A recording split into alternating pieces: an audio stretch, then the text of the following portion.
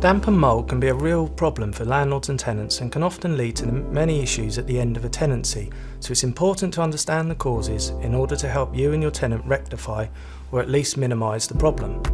One of the leading problems is condensation, which occurs when warm moist air meets a cold surface such as an external wall or window. Ordinary activities such as showering or cooking can often lead to this. Of course, condensation may not be the only factor where mould growth occurs, and rising damp and penetrating damp rain can also be a factor. So it's often worth contacting an RICS qualified surveyor or an experienced contractor who has experience working in this particular area. So how do you fight against mould? There are some things you can do as a landlord and some things for which you will need to rely on your tenants to carry out, so you should try to educate them as best you can.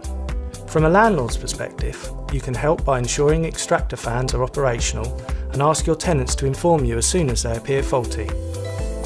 You can also set the heating thermostat for long periods on a lower temperature setting to regulate the temperature or consider more intrusive measures to deal with structural problems such as increasing insulation with double glazing and insulating cavity walls.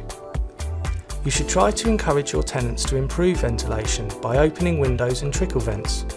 They can also make steps to combat moisture production by covering saucepans and drying clothing outside rather than on radiators, wiping away any condensation quickly after it is spotted, and opening windows, especially whenever possible, during or after cooking or showering. Another tip is to turn on the cold tap of the bath first so that when the hot water hits, it doesn't produce as much steam. So how do you treat existing mould growth? You can start by wiping down walls and windows with a recognised fungicidal wash. Of course, make sure you follow the manufacturer's instructions precisely. Dry clean mildewed clothes and shampoo carpets, but do be careful though, as disturbing mould can increase the risk of respiratory problems.